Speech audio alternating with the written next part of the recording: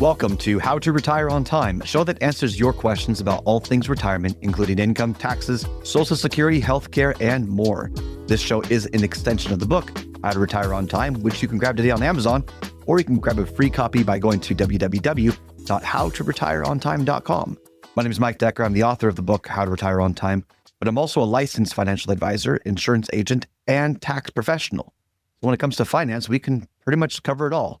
Now, that said, please remember this is just a show, as in not financial advice. So if you want financial advice, you can always request analysis from our team today by going to www.yourwealthanalysis.com. With me in the studio today is Mr. David Franson. David, thank you for being here. Yeah, happy to be here as always. Yeah, David's going to read your questions, and I am going to do my best to answer them. You can always submit your questions by texting them to 913-363-1234. Again, that number, 913-363-1234, or you can email them to heymike@howtoretireontime.com. Let's begin. Hey Mike, should my wife and I file married but separate so we can have one of us provide household income while the other does IRA to Roth conversions? This is a very good tax question. Yeah. And it's because it's exploiting the tax filing designation that no one seems to understand. Okay, yeah. So we all know filing single. We've all been single at some point in our life. Sure. Yep. We've all, or I should say, all those who have been married, married filing jointly. Yes. There's alleged tax benefits to it. Okay. And then there's these other two, married filing separate. Yeah. You might think, well, why do they do that? Because the tax brackets are lower. It's not as competitive. And then you've got the head of household. Sure. So head of household, kind of like for divorced people, they're single, but that's a situation for maybe another time we'll talk about that. Okay. Yeah, you got kids in the house. You're taking care of majority of the expenses and so on. Married filing separate. Yeah, what is that? So the idea is you're a combined household. You've got two different incomes and you want to file separately. So let's make this simple. And let's say husband and wife, the wife just retired, has a couple $100,000 in their IRA, and the husband's still working for another couple of years and he makes $200,000. Okay. So if they do married filing joint, they're going to pay $200,000, whatever the tax is on that.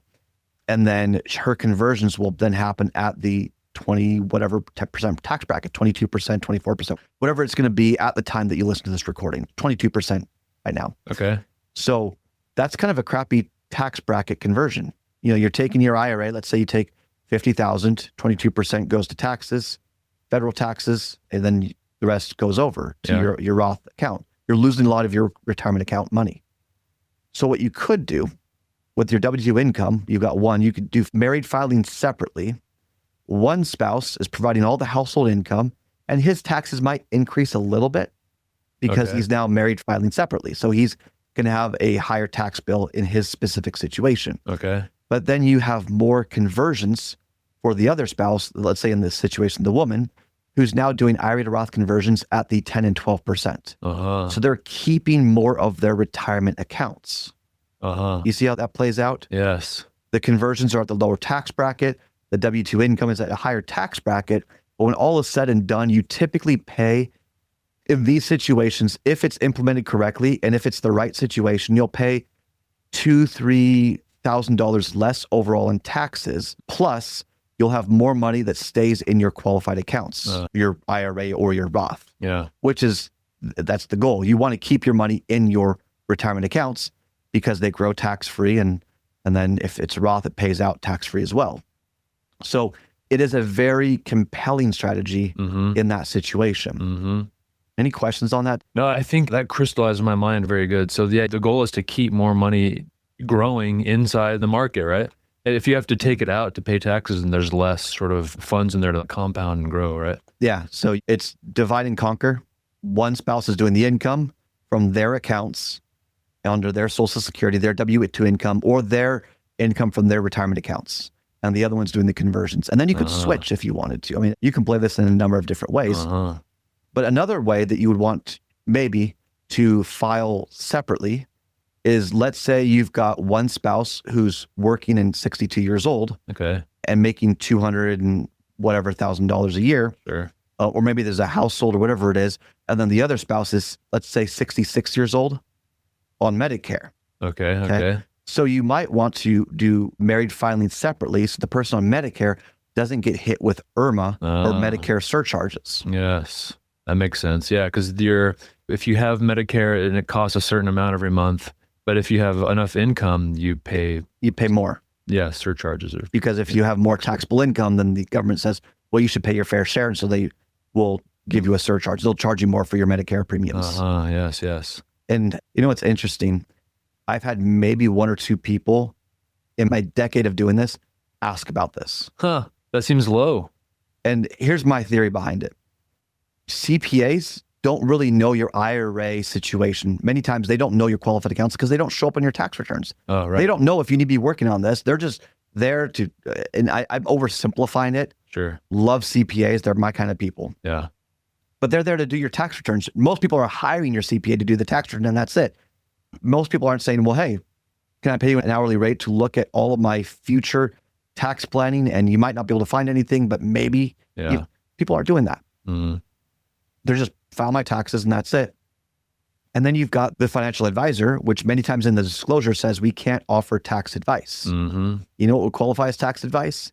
Hey, maybe you should file separately, married filing separately, so you can do these IRA to Roth conversions in this way, or you can avoid IRMA in this way, or whatever the situation might be. That would kind of qualify as tax advice. Yeah. So they can't tell you. So you are damned if you do, damned if you don't, as they say. Yes. This is why it's so important to work with a holistic team of people that are in sync. They're working together. They're having the conversations. I mean, these are thousands of dollars every year that you could be missing out or inefficiencies, so you get less out of your money. Mm-hmm.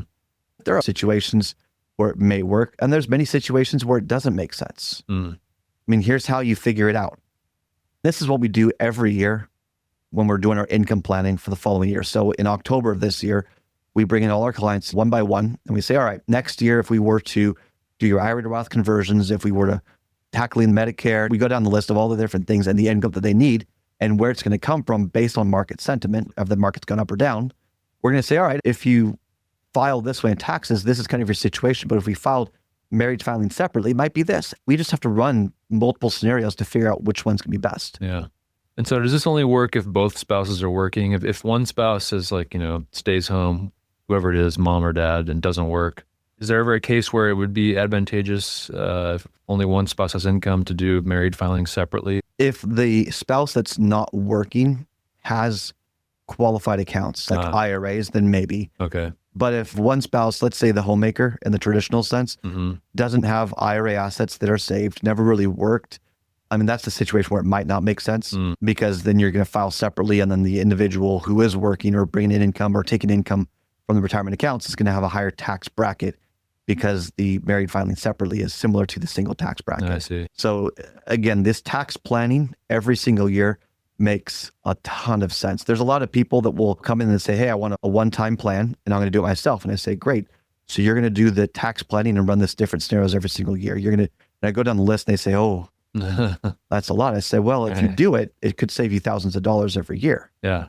That's when many times they'll sober up and either get a comprehensive relationship or they'll just buy the software and do it themselves. Yeah. I'm all for self-reliance, independence, people doing things themselves. Right. But you have to want to do it. Yeah. You have to want to put in the time. That's all the time we've got for the show today. If you enjoyed the show, consider subscribing to it wherever you get your podcasts. Just search for How to Retire on Time.